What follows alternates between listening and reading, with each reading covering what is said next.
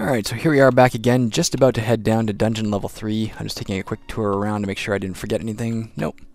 We're good to go. My spell points are down near 0. I don't have anything to do with those spell points anyway. Geronimo. Alright, well, look at that. We ended up right on top of a smuggler. Isn't that ever a nice coincidence? Here we are on level 3. I'm about to deal with a smuggler, but before I do, I just wanted to look around. You can see where the style has not changed this time. Walls and floors look the same. Bunch of objects over here. Don't know what they are. But we are on top of a smuggler, so do I want to sell to him? Yeah, let's see what I got to sell. So when I go to sell to him, it opens up the selling screen. And as you can see, it says left-click an item to offer to sell it. Left-click done to leave the selling screen. Oh, we do have the fine tunic. I'm for sure going to sell this, because that's its only purpose, is to be sold. So I'm going to left-click the fine tunic. Do I want to sell the fine tunic for 100 gold worth of gems? Yes, I do. And there you can see I got 100 gold worth of gems. I could try to sell other things. Out of curiosity, I'm curious if I could... I don't want to sell the Wand of Light Healing, but I want to know if I could get money for it, so I'm going to offer it. It'd be worth 1 gold, given it has nothing in it. I don't want to sell it for 1 gold worth of gems. How much is the beef worth? For 5, I could sell that. I don't really want to. I think I'm going to keep the rest for now. I may come back to him later, because who knows, like, maybe I'll find some other trinkets to sell him. Now I want to call your attention to the fact that this NPC, this merchant, this friendly character, has a health bar. I don't remember if the weapon merchant did or not. For a moment I'm going to click done here. But the health bar, the reason he has a health bar, like I said, most other NPCs, if a monster touches them, they're dead. It's that simple. It's true of the smuggler too. If a monster touches him, he's just dead. The health bar for a smuggler does not really represent his health. It's sort of a representation of how much he's willing to buy. At one point when I was playtesting, I ran into a situation on a level where I realized I had some money and I'd found this this vending machine, essentially, where I could buy stuff. And I was buying stuff, running it over to the smuggler, selling it, using the money he gave me to buy more stuff, in this perpetual cycle. The vending machine didn't run out. And when I realized that, I thought, okay, there are some potential situations where smugglers can be abused in that way. So once I realized that, I made it so smugglers can only buy a certain number of items. I think they only buy 6 things from you. The same way merchants can only sell 6, they can only buy 6. So he's bought 1 of his 6, and his health bar will slowly diminish as he buys stuff, and then he'll just run away from the level and take his money to the surface, or his goods to the surface, and go sell them elsewhere. So we have 100 gold here for now. Let's look around. And keep an ear out for monsters. If any monsters sound like they're coming near that smuggler, we want to get on top of them fast, because we might want to sell to that smuggler later. I'm going to check down here to make sure it's relatively safe. Okay, he seems to be in a relatively safe area. I'm not going to touch the objects for now, in case they are some sort of trap that would hurt the smuggler too. An explosive or a lava flood or something. I'm going to go looking around first. We have a locked heavy door. I don't want to go through that right now. What was down here? I can hear a monster. A salamander, I think that is. There it is. Ah, interesting. This is a good thing to point out. Alright, the first thing, let's just go, we can see him a bit clearer, get away from that black area. This is a salamander. But you'll note, underneath him is swirling this red sort of symbol. And also, when I point at him, here we see he is Gend, the salamander hero. The red symbol indicates that he's a unique monster. He's a very special monster. There's only 1 of him in the entire dungeon. There might be multiple salamanders, but there's only 1 whose name is Gend, and who happens to be a hero among his kind. He has a higher defense and health than other monsters of his type do. You can see that written down in the stats underneath all his combat stats. You'll see underneath the word Wyrm, which is his monster type, he has higher defense and health. That's why he's a hero. Now heroes, they do have increased stats, as we saw.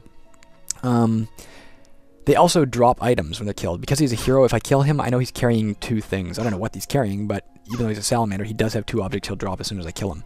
He's also worth extra experience. You can see he's worth 35 experience, which isn't bad. He also has 100% resistance to fire, but I think all salamanders do. Sometimes heroes have different resistances as well, but I think all salamanders have 100% resistance to fire. Normally a salamander is an extremely weak creature. This one looks pretty weak too. I have a 26% chance to hit it. It has a 10% chance to hit me. I'm going to try and kill it and see what the hell it's got. I'm just going to try and kill it hand to hand. There's no reason to worry about combat with this guy. I'm pretty sure I can take him pretty easily. That being said, I gotta get that pitchfork tended to soon. It's going to start wearing down. Come on, kill this little man. There, he's dead. Okay. And what did I find? I found a map, and I found gems worth, I think it said 58 gold pieces, and yes, that's true.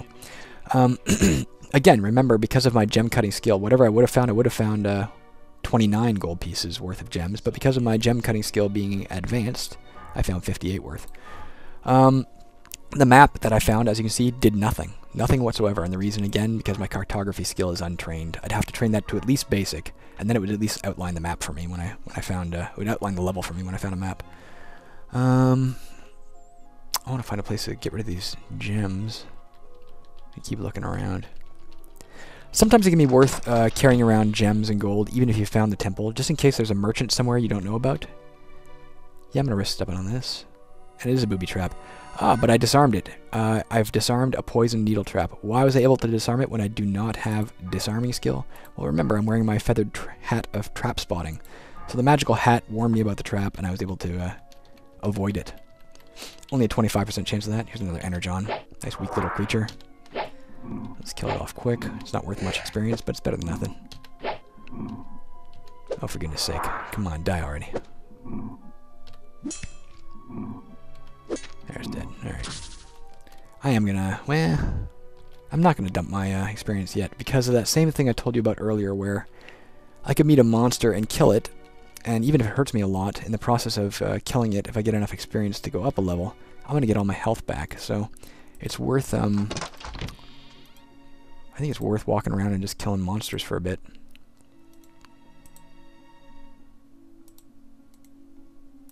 More gems. Worth 38. They would have been worth 19 if I didn't have my advanced gem cutting skill. Lots of stuff to pick up, but I really do want to kill another monster if I can, or see if there's a reason to be picking this stuff up yet. I'm gonna pick up this object only so I can keep going this way. I found blackberries. All right, let's take a look at that really quickly. You've already seen beef. As I said, meat has to be cooked before you can eat it, but there are other forms of food beyond alcohol that I mentioned, which is not exactly food, I guess, but it is sustenance of a sort.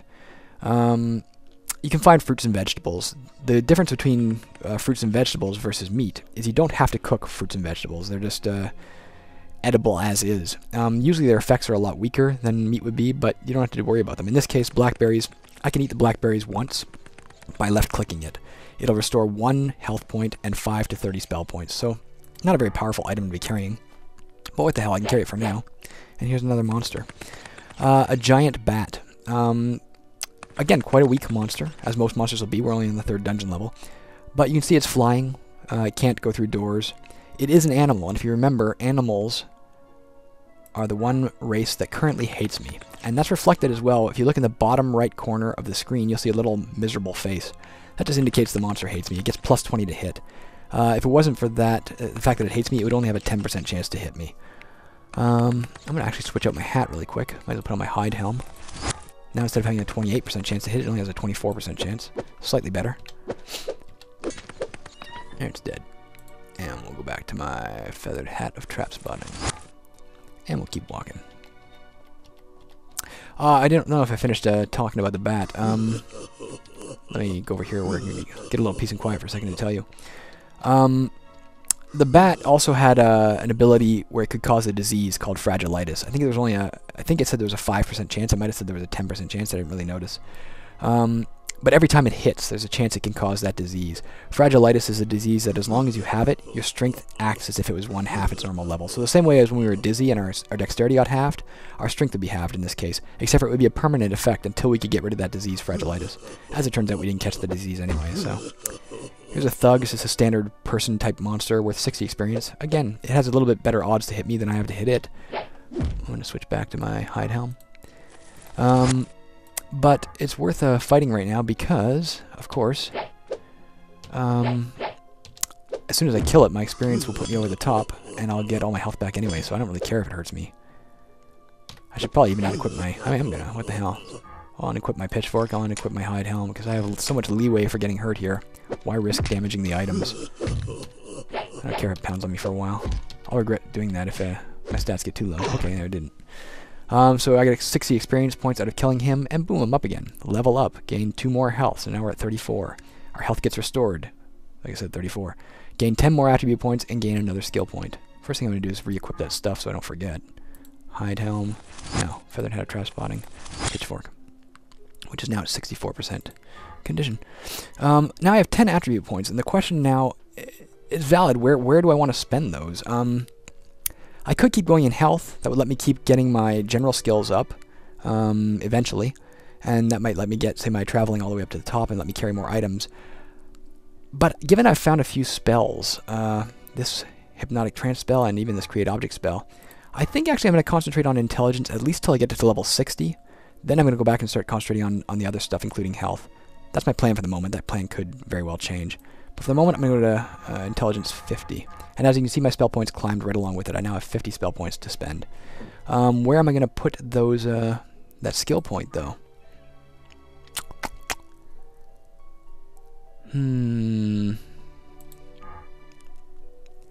I think for now, you know what, in the interest of making sure I can illustrate the point if it happens again, I am going to take cartography. That way if I find a map, I'll at least get a basic outline of the level. As you can see, basic cartography means maps show features except for pit traps, booby traps, or cave-ins. Those will not show up on my map because I'm not good enough to understand the symbols on the map. But now that I have basic cartography, at least I'll get a level outline if I do find another map. And you'll get a chance to see that in action. Here's another one of those Wheels of Fortune. If I had been able to, if I'd have had, if rogue skills that only cost me 1 skill point, they don't, I might have pumped up my gambling skill really quick because I'd know I could take advantage of it right away. Interesting. We can see a shrine up there. Let's go check that out. Shit, we gotta cross this thing first. Have we found the temple yet? I know we're passing by stuff, but I'm gonna come back to it and address it as we go. I'm gonna risk this object first. And it is another trinket, a robe with decorative trim. Awesome, because we know that there's a smuggler here who will buy that from me, but I'm not going to pick it up yet because it's filling my inventory. I'm going to go to the... Yeah, I am going to grab it right now, actually. Let me see here. I know from experience that that thing takes up 3 inventory slots, so for the moment, I'm going to drop these 2 things, and I'm going to pick up the robe with decorative trim. As you can see, it's worth 150 gold pieces, but it takes up 3 inventory slots, so it's a massive thing to carry. If I had to carry it around for a while, I doubt I'd even bother. But I know this guy will buy it off me for good money. He was here, right? I didn't fantasize that. I did see him somewhere up here, right? Yeah, he started off in this room. Here he is. What you got for me? Yes, I want to sell to this guy. Selling my robe with decorative trim for 150 gold pieces? Yeah. Now I got tons of gems. I want to put another skill that I don't have right now, but there is a skill called bartering. It's a general skill. If you get that up, you can buy stuff off of merchants for cheaper. But also you can sell stuff for more money. So if I got my bartering skill up, I might have been able to sell that for even more than 150 gold pieces.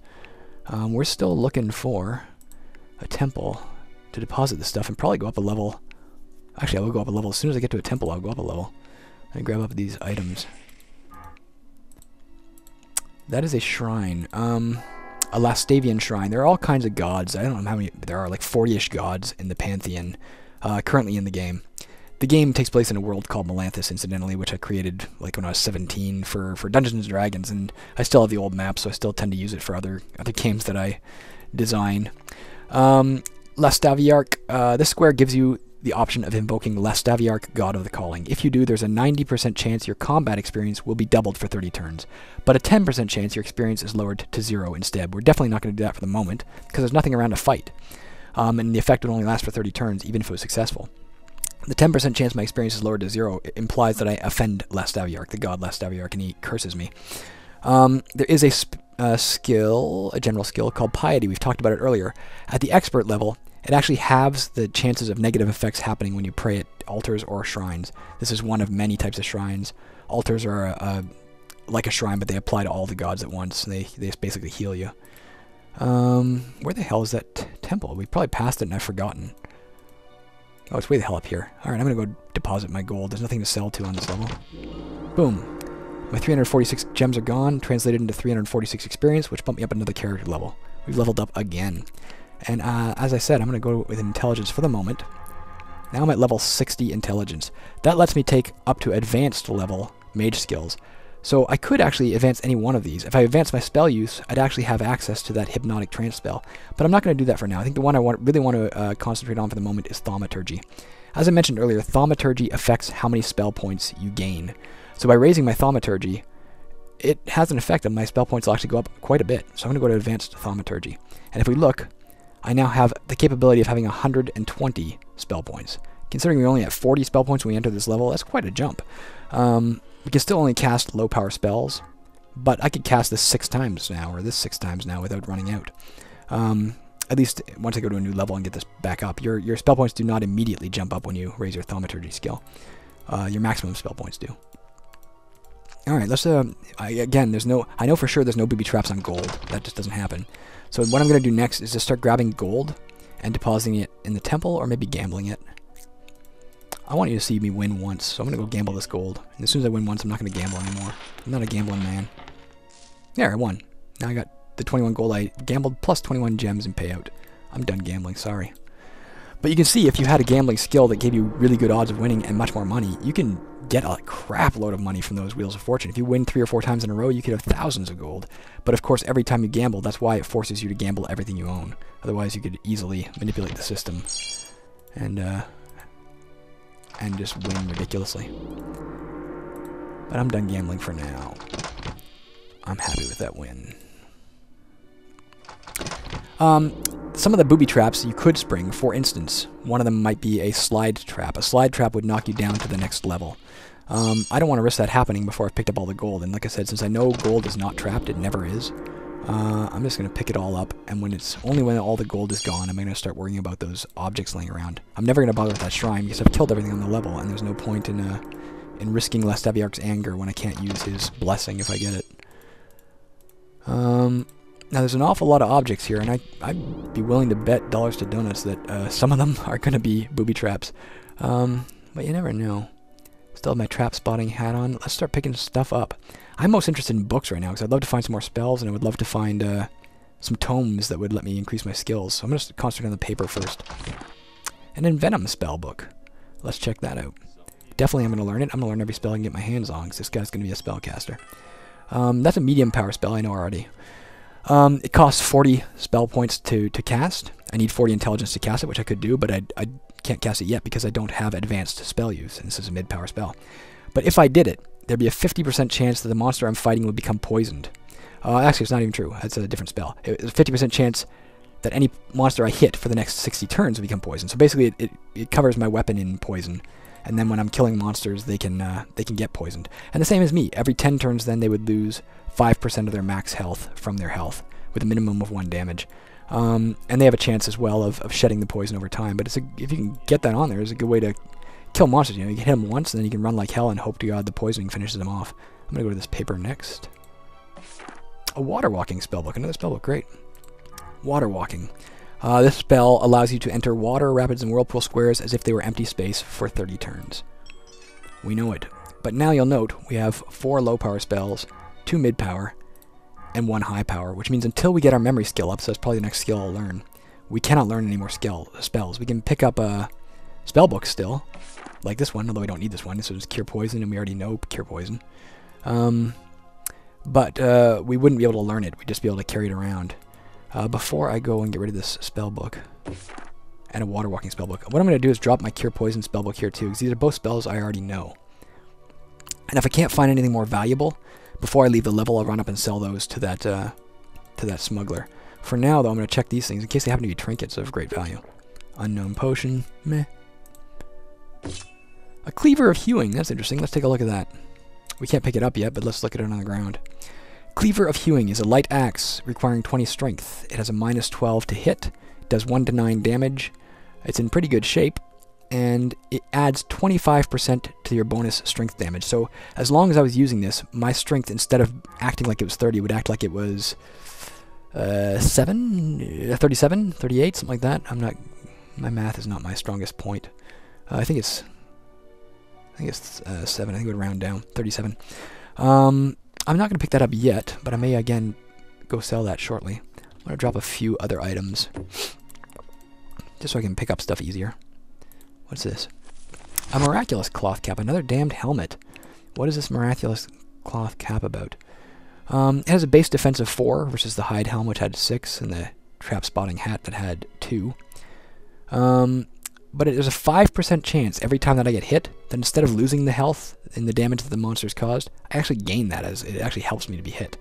Could be interesting. Could be something to throw on during a battle. We'll see. I don't know if I'm going to keep it or not. A silver cleaver. There's a lot of magic weapons here. A silver cleaver. The cleaver is going to be the same as the other cleaver in terms of its stats, but silver, Because it's silver, it gives me a plus 20 to hit versus Undead and Diabolics, either of those two monster classes.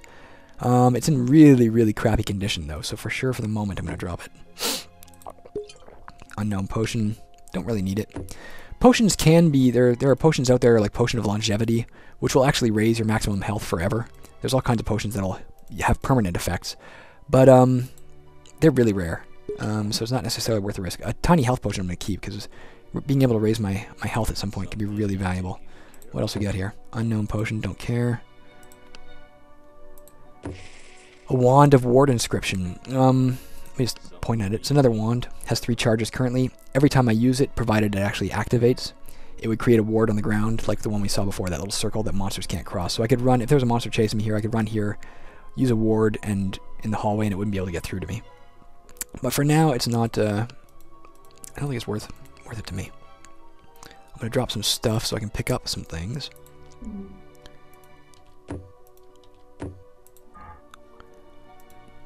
What do I want to pick up? I think those spellbooks are probably worth a bit of money. Maybe that wand as well.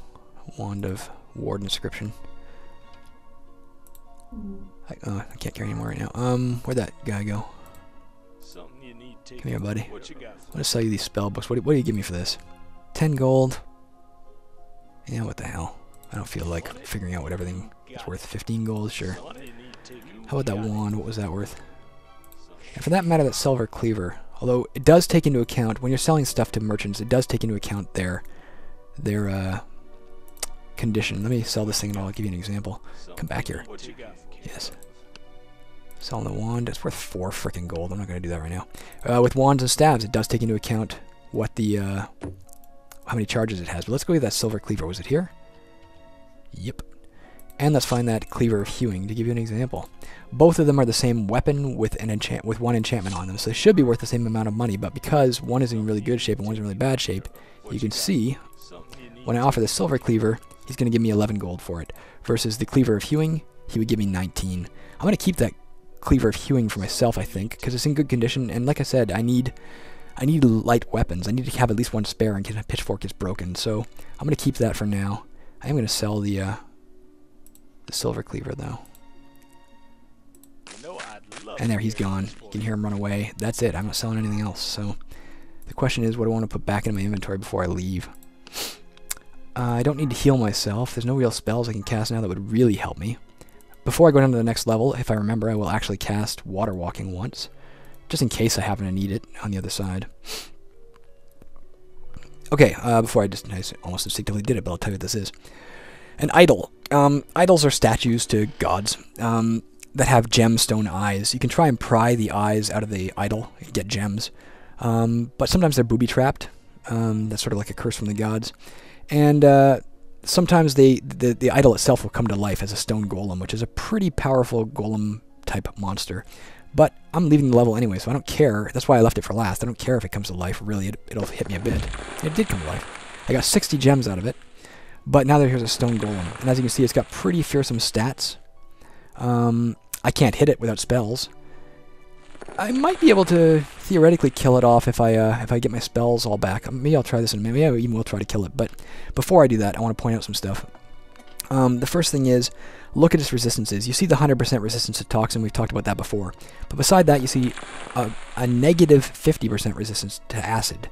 So if I had any form of acid spell, like an acid jet spell, or if I had a weapon that had an acid component, anytime I hit it, I would do an extra 50% damage. You'll also note, because of its 100% resistance to toxin, even if I cast Envenom right now, I can't poison that thing. It won't have any effect on the golem, so I'm not going to waste that. I think what I'm going to do, there are a lot of unknown potions around, and again, one of them could be a mage potion, if we're lucky.